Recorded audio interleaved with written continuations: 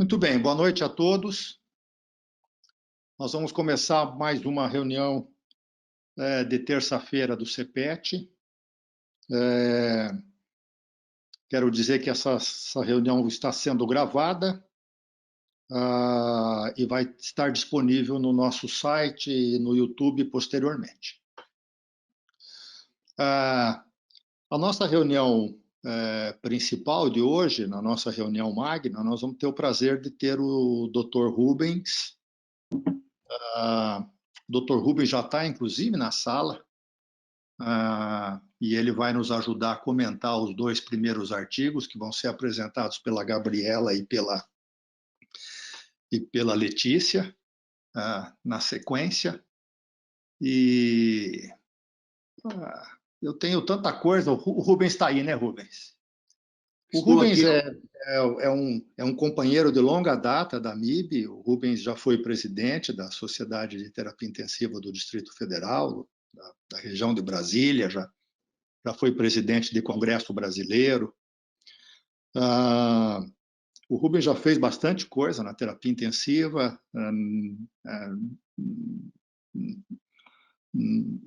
em diversas diretorias, participou de diversos congressos. Mas uma coisa importante que o Rubens fez, entre tantas, foi ter desenvolvido, junto com o Ederlon, o curso de imersão da MIB, construindo uma unidade de terapia intensiva de alta performance.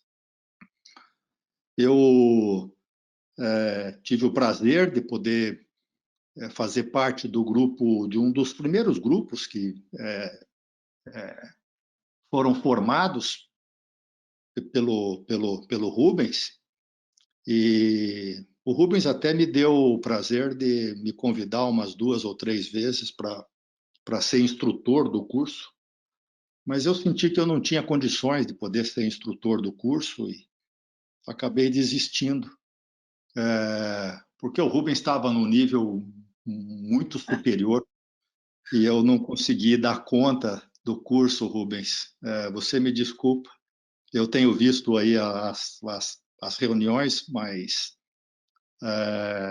um dia, se você deixar, eu ainda volto, mas eu vou ter que estudar bastante para poder acompanhar vocês. O que importa é que o curso ele é um curso, um daqueles cursos fundamentais da MIB, que vocês devem fazer, porque ele apresenta num curso de imersão, como são os cursos da MIB, né? 20 horas, mais ou menos, um panorama bastante completo de como organizar uma unidade de terapia intensiva. Então, já faz tempo que a gente queria que o Rubens participasse da nossa reunião, já faz uns 2 anos nós o convidamos, depois, acho que na última hora, acabou vindo o Covid, e o Rubens vinha para Curitiba, ia fazer um workshop, ele ia ficar pelo menos um dia inteiro trabalhando com a gente, mas daí não deu para poder viajar. Mas isso ainda fica numa outra oportunidade, ainda eu gostaria de ter o Rubens aqui com a gente. O Rubens é uma pessoa muito assim, amiga de todo mundo. O Rubens tem algumas características, além de ele ser motoqueiro, ele é cantor. Ele volta e meia, ele canta nos eventos, nos congressos, nos jantares da MIB. O Rubens sempre pega o microfone. Você cantou no Congresso Mundial? Não, aquele congresso acabei não cantando, acredita? Foi uma pena. Foi uma falta, acho que nós estamos sentindo falta disso até agora. Mas, enfim, obrigado, Rubens, por ter aceitado entrar antes da tua reunião. A tua reunião vai ser de fundo. E nós escolhemos para os residentes apresentar 2 pequenos artigos rápidos que foram publicados na ICU Management. É uma revista que ela não é científica, ela não é de artigos originais, mas ela é feita por médicos de uma forma geral e por pessoas que estão envolvidas com medicina intensiva e de um modo geral, na gestão, tem um cunho meio corporativo, meio de companhias, assim, mas é uma revista aberta e que todos vocês podem ter acesso na ICU Management, ela sai a cada trimestre, os artigos são abertos e são bons resumos, às vezes sobre coisas bem médicas, às vezes sobre coisas relacionadas com gestão. Nós vamos ver esses 2 artigos e o Rubens, então, daí vai comentar. E o primeiro é teu, né, Gabriela? Então, nós estamos com você e à tua disposição, Gabi. Então, boa noite a todos. Todos estão me ouvindo? Sim. Sim. Ótimo. Eu me chamo Gabriela, então sou residente do 2º ano do curso de especialização de medicina intensiva. Vou falar para vocês hoje sobre esse artigo publicado, então, pelo Jean-Louis Vincent, que dispensa muitas apresentações. E o título desse artigo são 12 princípios para a gente incluir na nossa rotina para melhorar o bem-estar dentro de uma UTI. Opa. Não consigo. Então, o princípio número 1, ele diz que é o mais importante de todos, por isso que é o número 1, que é colocar o paciente no centro das nossas preocupações. Ele explica, então, que o lugar do paciente dentro de uma UTI, além de estar no centro das nossas atenções, fisicamente ele precisa estar no centro. Então, o paciente tem que estar bem posicionado, tem que estar num lugar onde todos conseguem vê-lo, psicólogos, fisioterapeutas, residentes, plantonistas, diaristas, as enfermeiras, toda a equipe tem que estar o tempo todo conseguindo visualizar esse doente. Então, além dele estar no centro das nossas atenções, ele precisa estar no centro fisicamente, do lugar fisicamente. O princípio número 2 é, então, usar todo o potencial das nossas visitas multi. Então, aqui ele coloca que a nossa visita multi precisa ser, assim, não longa, precisam ser rodadas que sejam instrutivas e eficazes, então, precisa de toda a equipe na beira do leito, discutindo, então, sobre o caso do doente, principalmente quem estiver coordenando a visita multi, utilizar o método SOAP, que é um método de resumo clínico para a gente fazer beira-leito rapidamente. Ele cita que a gente não precisa, em toda reunião, para aquele doente que está lá mais tempo, relembrar tudo o que aconteceu. Então, esse método ajuda a gente a simplificar, né, colocar em ordem tudo que está acontecendo e o que é mais prioridade naquele momento. Então, a gente precisa fazer uma reunião que seja instrutiva, eficaz, utilizando um bom resumo da história daquele doente com os últimos acontecimentos, estipular prioridades dentro daquele caso clínico, dentro do que precisa ser feito, e a partir disso estabelecer planos e metas, tanto pequeno a longo prazo. Então, para hoje a gente precisa estabelecer isso, isso e isso, até o final do dia a gente precisa cumprir essas metas para esse doente.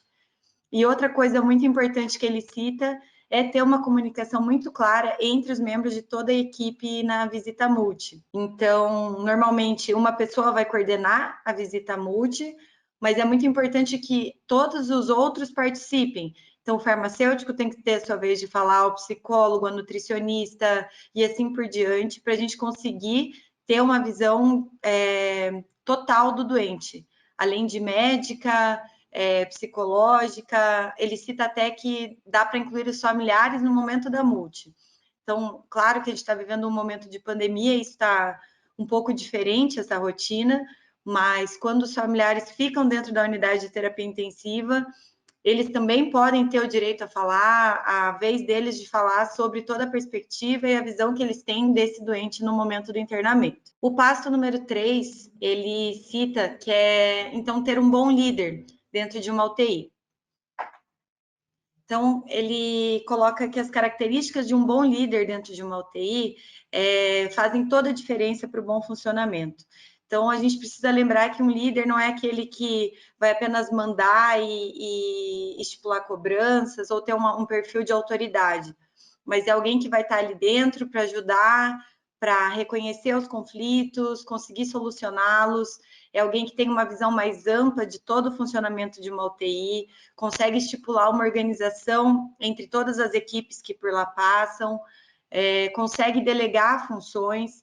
Então, quando um líder delega funções, ele passa confiança para a equipe, a equipe acaba entendendo que o líder confia na sua habilidade de realizar aquelas metas que foram estipuladas e ser muito disponível, né? Ser alguém de fácil acessibilidade, alguém que a gente consiga conversar, tirar dúvidas.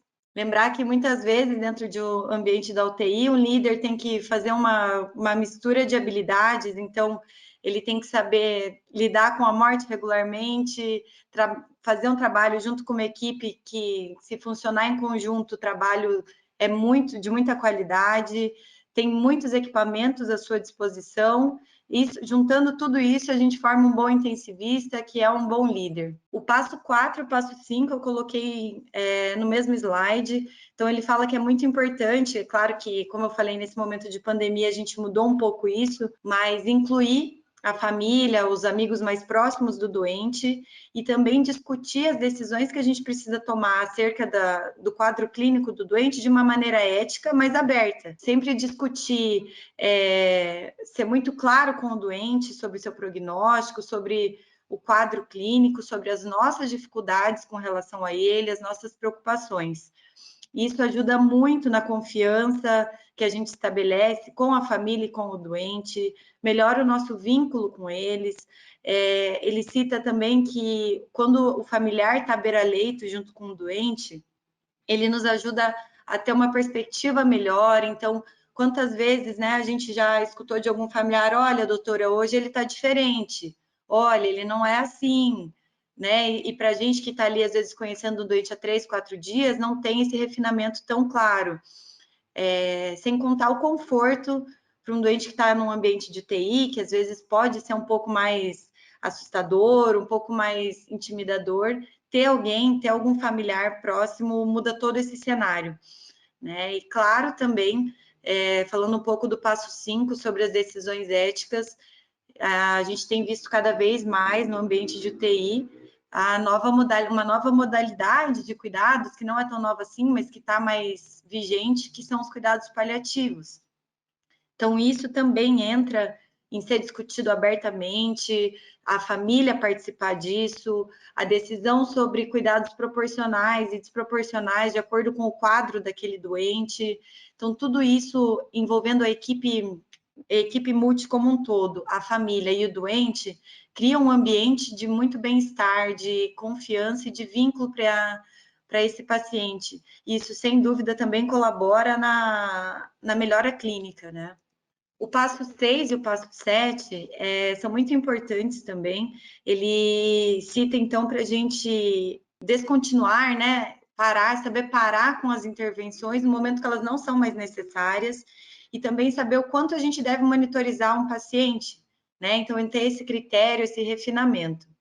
Aqui eu mostrei para vocês um fluxo que a gente usa diariamente na UTI como exemplo desse controle rigoroso, que num primeiro momento a gente tende a ser mais invasivo, tende a ter uma terapêutica mais abrangente, então intubação, catéter venoso central, sondas vesicais, tanto vesical quanto interal, e esse fluxo que a gente usa nas nossas UTIs, ele ajuda a ter uma noção de quanto tempo o doente está com esses dispositivos. Todo dia na visita multi, na visita beira-leito, a gente reforça a necessidade ou não desse doente ainda usar esses dispositivos. Então, esse fluxo deixa bem claro para a gente os dias de invasão, se ele ainda for necessário, conforme forem os dias, a gente troca a invasão. O mesmo funciona para antibióticos, então ali embaixo, não sei se dá para ver também, a gente consegue enumerar o dia de antibiótico que esse paciente está, associação de antibióticos, tudo para a gente não perder o controle dos dias e ter um plano terapêutico muito bem organizado, muito bem direcionado para a terapêutica desse paciente, para que essa terapêutica que a gente usa inicialmente, pensando no benefício, não se torne um malefício por a gente perder o tempo de retirar. né? E o número 7, ele cita a gente ter que usar o monitoramento do paciente de uma forma mais criteriosa.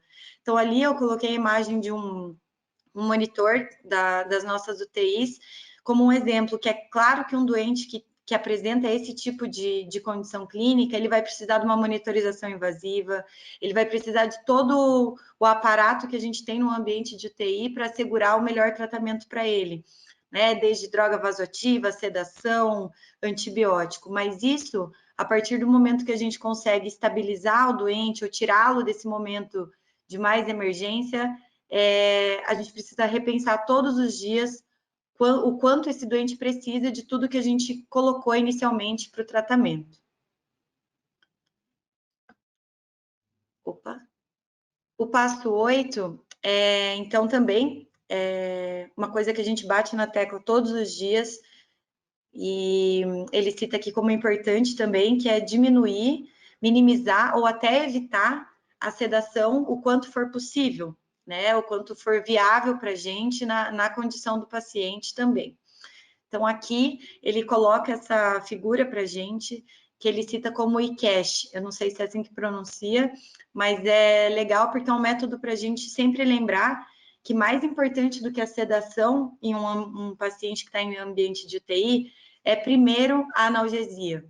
Então, a gente precisa garantir que esse paciente tenha um bom controle de dor, um bom controle, uma boa otimização de analgesia, para então a gente passar para o próximo passo. Realmente precisa de sedação? Se precisar, colocar o mínimo possível, né? E junto com tudo isso, o máximo de cuidado humanizado. Então, ele sempre coloca, então a gente vai pôr a ênfase na analgesia, então garantir que nosso paciente esteja muito confortável e substituir esse conceito de sedação, de manter o paciente completamente sedado, para um perfil de conforto, um perfil de cuidado humanizado. Então, a partir do momento que esse doente não tem tanta dor, não tem tanto desconforto, ele não tem motivo para ser um doente agitado, claro, salvo algumas exceções. Então, o nosso foco, inicialmente, ele cita que é para ser na analgesia. O passo número 9 é a gente sempre estimular os pacientes à mobilização.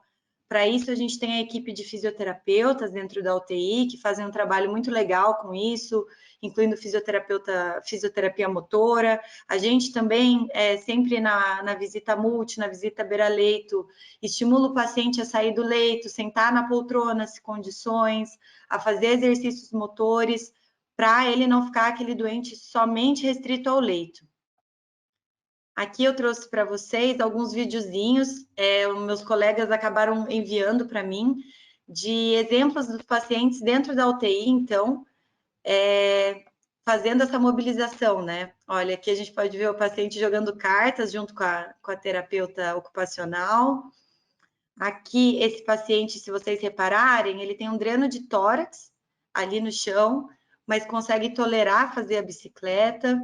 Essa paciente também, se vocês verem, ela está entubada e está conseguindo caminhar, dá até um sorrisinho para a câmera. Aqui, esse paciente está naquela prancha ortostática. Aqui também, junto com a terapeuta ocupacional, se mobilizando. Todas essas fotos e vídeos que eu vou utilizar na minha apresentação foram autorizadas por esses pacientes. O número 10. A UTI é um ambiente que, por ter muita equipe, por ter muita meta ao longo do dia, muitos aspectos que a gente tem que cumprir, normalmente a gente cria protocolos e checklists para que nada se perca. Mas ele cita que é muito importante a gente não ter um raciocínio engessado por conta disso. Então, a gente não pode perder o nosso raciocínio por conta de protocolos. Então, aqui, ele cita, né, um dos protocolos, um dos métodos mnemônicos famosos que a gente tem, que é o Fast Hug, que, então, nos dá, né, um norte do que fazer para o nosso paciente de UTI. Então, sempre ficar atento à nutrição, à analgesia, à sedação, a profilaxia de trombose, a manter a cabeceira elevada, as profilaxias, o nível de glicose, mas a gente não pode ficar preso nisso, né? A gente tem que pensar que o intensivista, que alguém que trabalha numa UTI, muito dinâmico, né? Tudo muda muito rápido o tempo todo e a gente tem que ter o nosso raciocínio muito plástico, uma forma muito rápida de mudar de raciocínio e conseguir pensar fora desses checklists, né? De alguma forma a gente usa para dar uma sequência e é muito importante para a gente estabelecer um tratamento e um protocolo de equipe, mas a gente, como um bom intensivista, também tem que extrapolar esses checklists e saber pensar também fora deles. O número 11, então, ele fala que as atividades dentro de uma UTI precisam obedecer um tripé, que inclui, então, a prática clínica, a investigação e o ensinamento. O que ele quer dizer com isso? Num ambiente de UTI, que é um ambiente que tem sempre muito residente, tem várias equipes, o ensinamento beira-leito é muito rico para todo mundo, né? Então, isso não pode se perder, a gente tem que estar ali no doente, avaliando as mudanças que vão acontecendo ao longo do dia. Isso inclui também a nossa prática clínica, a nossa discussão, e uma coisa legal que ele cita também é que um ambiente de UTI precisa estimular a pesquisa, e não a pesquisa com o intuito de fazer grandes publicações em grandes jornais, mas com o intuito de despertar um sentimento de sempre estar questionando o que a gente está fazendo, né? Será que esse passo é o melhor? Será que o que a gente tem feito realmente é o que está sendo melhor, que está tendo o melhor desfecho para esse doente, para esse perfil? Para sempre estar se questionando e claro, né, com o intuito de trazer o melhor para o doente sempre. E o número 12, que é o último passo que ele coloca, para a gente não se esquecer de sorrir dentro de um ambiente de UTI. A gente sabe que, às vezes, o ambiente da UTI pode ser muito tenso, pode ter muita emergência, óbito, mas a gente tem que lembrar que também é um ambiente de muita superação. Quando as famílias vêm e falam, doutora, meu pai, meu familiar está numa UTI, significa que ele está muito grave. Eu sempre gosto de dizer que o melhor lugar para ele estar e o lugar mais seguro dentro de um hospital é dentro de uma UTI. É um lugar que vai ter médico 24 horas, a gente tem um ambiente controlado, e eu sou até suspeita de dizer que para mim e para vocês também é o lugar mais especial que a gente tem dentro do hospital. Né? Então, ele cita até no artigo que quando ele entra em uma UTI, ele consegue medir o nível de bem-estar das pessoas de acordo com a energia que está lá dentro, com o sorriso dos funcionários, com o envolvimento dos médicos, da equipe com os pacientes. Aqui eu coloquei algumas fotinhos, inclusive não tinha como deixar de pôr dos pacientes que foram de alta, né, do Covid. E é isso, obrigada. Gabriela, foi linda a tua aula, viu? Muito obrigado. Então, quero ouvir um pouquinho vocês, antes de chamar o Rubens para poder fazer algum comentário. Dali, o que você achou da aula e o que você tem de comentário ou de pergunta para a Gabriela? Oi, doutor. Tudo bem? Tudo bem, senhor? Eu só estou com um problema na minha internet hoje. Se eu ligo a câmera, ela acaba dando interferência. Tá bom. Conta para nós. Conte. Eu acho que a gente está vendo bastante isso agora, né, na UTI. Até esses dias o doutor Danilo indagou o senhor sobre essa história da sedação e a Gabi falou bastante sobre a gente preferir a analgesia ao invés da sedação, né? E a gente vê bastante esse ambiente de superação dentro da UTI, né? Então, eu acho que assim como a gente tem momentos tristes de perda de paciente, a gente consegue ver a superação de vários deles, né? Então, eu gostei bastante da aula, achei que ela falou bastante, falou muita coisa boa, assim, que a gente consegue vivenciar, assim, no nosso dia a dia. Então, foi bem importante até para a gente conseguir abrir o olho e olhar mais para essa parte, assim, do paciente, né? Então, eu gostei bastante. Parabéns, Gabi. Obrigado, Dali. Então, acho que num artigo curto, um artigo que tem 4 páginas, o Jean-Louis é mestre nessas coisas de fazer um resumo prático, né? E sou capaz de apostar que vocês se identificaram que o que é que vocês fazem no dia a dia da unidade de terapia intensiva, né? Praticamente é uma rotina, colocar o doente no centro das atenções, a importância da visita multidisciplinar, a importância de ter uma liderança em cada um dos momentos que possa influenciar pessoas, a importância de incluir a família nas decisões, nós fazemos isso rotineiramente, discutir ética abertamente, descontinuar intervenções, sempre com a ideia de que menos é mais, né? As diversas limitações que a gente faz, de retirar a sedação, de retirar tubo, de retirar sair da ventilação mecânica o mais rápido possível, retirar os catéteres e assim por diante. Utilizar a monitorização da maneira mais judiciosa possível, enfatizar a analgesia, mas menos sedação, mobilizar o doente, cuidado mais inteligente, né? O POTS é importante para poder protocolizar o tratamento da sepse, mas ao mesmo tempo é importante que vocês saibam interpretar os dados clínicos e fazer o ajuste fino, doente para doente, do que é necessário para poder, de uma forma inteligente, utilizar os recursos que estão disponíveis na UTI. Essas 3 palavrinhas, né? A gente deve aprender todos os dias, ensinar todos os dias, os nossos pares, os nossos parceiros, o time multidisciplinar, a gente aprende com eles, ensina, e ao mesmo tempo colhe dados, pesquisa, aprende, muda condutas para o dia seguinte. E no final das contas, nunca deixem de amar aquilo que fazem, né? Consequentemente, vocês vão sempre, obviamente, sorrir e estar sempre do lado da solução e do bem-estar dos doentes por consequência. Rubens, queríamos te ouvir um pouquinho. O que você achou aí? Qual é o teu comentário? Fantástico, Álvaro. Primeiro, agradecer aí, antes de qualquer coisa, suas palavras tão generosas e carinhosas, como amigo de longa data. E o curso está lá te esperando. Ele precisa muito de você, pode ter certeza. Gabi, muito assim, parabéns pela objetividade, a forma de ter interpretado o artigo de uma forma muito concreta e, eu diria, muito realista. O Jean-Louis Vincent teve a grande capacidade de condensação do assunto e você soube expressá-lo também com um pouco do seu sentimento. Acho, Álvaro, que a coisa mais extraordinária que esse artigo traz à tona é a gente voltar para uma preocupação que antes ela existia, mas de certa forma adormecida.